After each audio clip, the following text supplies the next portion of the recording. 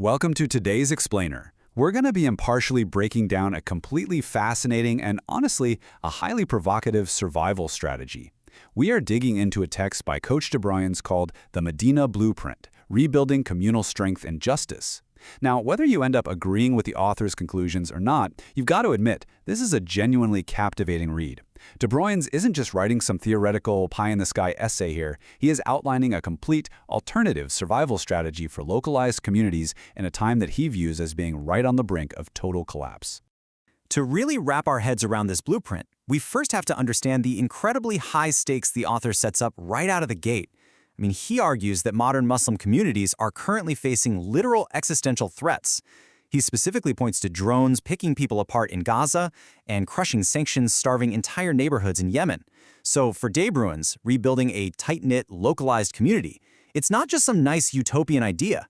In his eyes, it is quite literally the last line of defense against global erasure.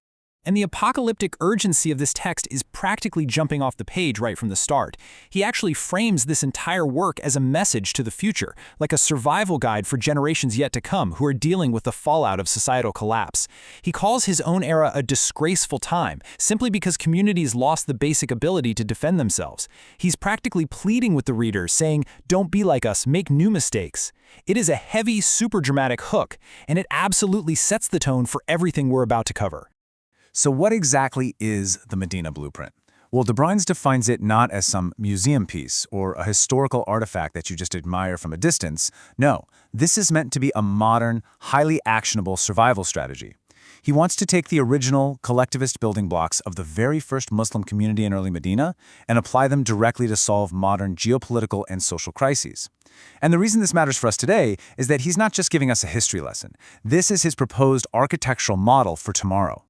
Okay, here is our roadmap for today's Explainer. We'll be unpacking 5 key pillars. 1. Reclaiming the Madina model. 2. Rethinking prayer and culture. 3. Matchmaking and gender dynamics. 4. The duty of defense. And finally, grassroots governance and justice. Let's get right into it. Starting us off with Section 1, Reclaiming the Madina model. The author builds his entire argument on the premise that modern Islamic societies are fundamentally broken at a structural level, and honestly, they require a complete, ground-up overhaul. He points out that today, communities stop at what he calls family tribalism. People are marrying their first cousins because they simply don't trust the broader community around them. He also claims modern believers constantly conflate regional Arab culture with universal Islam. He says they perform empty religious rituals without actually connecting to their neighbors, they trade martial readiness for lazy comfort, and they unnecessarily ban cultural expressions like song and dance. Basically, he asserts that this kind of hyper-conservatism and tribalism leads straight to internal divisions rather than true Islamic brotherhood. Moving right along to Section 2, Rethinking Prayer and Culture. So how do we fix this issue of passive religious rituals and cultural erasure? Well, he draws a really stark contrast between empty ritual and actual vibrant communal prayer. De Bruyne argues that in modern mosques, people just show up, fidget with their watches, completely ignore the person standing right next to them, and just remain inwardly materialistic. His proposed solution, mosques should be active centers of education and connection. He suggests that communities should sit down together after early evening prayers to actually study Quran translations and preach real accountability and collectivism, rather than just going through the physical motions of prayer in total isolation. And this ties directly into his views on culture. The source text strongly emphasizes that becoming Muslim absolutely does not mean you have to adopt Gulf Arab cultural exports. He argues that universal Islam was historically designed to tolerate and adapt to indigenous cultures. In fact, he actively advocates for localized cultural events, stuff like sanitized song, dance, and local sports, because, as he puts it, they provide a healthy, lawful avenue for escapism. He warns that if a community just bans all cultural entertainment outright, people are inevitably going to seek it out anyway, but in underground, much more harmful environments. All right, let's pivot to Section 3, Matchmaking and Gender Dynamics. Now, this is where De Bruyne tackles how a community integrates and actually continues into the next generation. And he makes a really fascinating historical distinction here. He contrasts Bedouin conservatism with what he calls cosmopolitan Medina.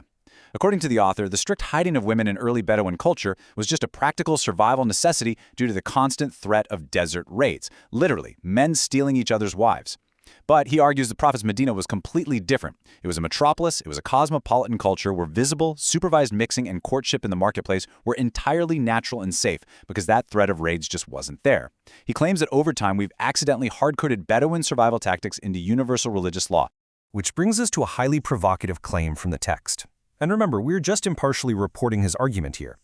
De Bruyne asserts that extreme, unnatural segregation actually fuels hidden vices. He argues that forcing absolute separation prevents natural, lawful human desires from being met in a healthy way, which ends up driving people toward behaviors they wouldn't otherwise engage in. He believes historical Islam was much more realistic, far less prudish, and actively encouraged men and women to see and know each other in society to facilitate marriage. So his blueprint solution for this is pretty straightforward, but definitely radical. Community-wide and even intercommunity matchmaking events. He envisions these highly public, visible environments where single men and women can interact to foster strong marriages. Why do this? Well, to diversify the gene pool, sure, but also to bypass a system he claims is deeply oppressive, incredibly expensive dowries that basically price out average young men. It's a radical solution to modern financial gatekeeping, designed to stop a handful of wealthy men from hoarding all the marriages. Let's dive into Section 4, the duty of defense. Entering the physical and defensive pillar of the blueprint, the author takes on a noticeably more militant tone, and he poses this incredibly blunt question. Is prayer enough to sustain a community? He uses this to tee up a very controversial stance on the hierarchy of religious duties when a community is staring down violent external opposition. De Bruyne asserts that fighting for justice actually supersedes prayer and charity.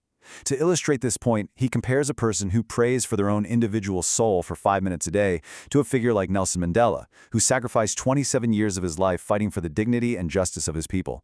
The author argues that God infinitely prefers the one who sacrifices their entire life for justice over the one who merely performs safe, isolated rituals while their community is being destroyed. Because of this worldview, his blueprint mandates extreme, across-the-board military readiness. We're talking about a society with mandatory martial arts, serious investment in community military schools, and war games utilizing modern tech. He calls for compulsory military training for every single able-bodied man. Yes, even during times of absolute peace. He argues that greedy forces are always going to want to crush successful, faithful communities. Therefore, peace for believers is only actually possible if it is premised on overwhelming, unassailable strength. And finally, Section 5, Grassroots Governance and Justice. So how does this theoretical community actually fund and police itself independent of a failing central state? Well, the author provides a very clear, heavily anti-globalist rationale for his system. He believes that central governments are inevitably going to collapse because they serve globalist wealth, not local well-being. Therefore, localized grassroots governance isn't just some nice preference for him. He sees it as the only viable way to avoid the bribery, exploitation, and ultimate collapse of modern bureaucratic state systems. The community fund he proposes relies on a tightly controlled three-step cycle. First, mandatory contributions of either money or labor. And he means it. If you're poor, you still contribute, even if that means guarding cars in the lot or mopping the community hall floors. Second, those contributions fund independent, localized services like clinics, schools, and local policing. Third, strict accountability. If you refuse to contribute, you instantly lose all access to these services. It's a harsh boundary, for sure, but in his view, it's absolutely necessary to prevent the collapse of the entire social project. Lastly, he outlines the justice system. He contrasts the incredibly time-consuming, deeply bureaucratic nature of state courts, where a person's life can literally be put on hold for a decade over minor dispute, with his proposed localized community courts. These local courts would handle civil disputes and petty crimes swiftly. And because they are localized, they can lean heavily on cultural context, utilizing leniency and mercy for minor mishaps, and resolving issues within days rather than years. Which leaves us with this final immense tension to reflect on. As we've seen today, the author paints a picture of a world right on the brink, arguing for total, localized self-reliance. But it forces us to ask, can modern, globalized, centralized states actually coexist with this kind of autonomous, religiously driven, militarily ready grassroots governance? Or, as the author so passionately argues, is a radical return to the Madina Blueprint truly the only way to survive the coming storm? It is a deeply provocative framework that challenges the very foundations of how our modern communities operate.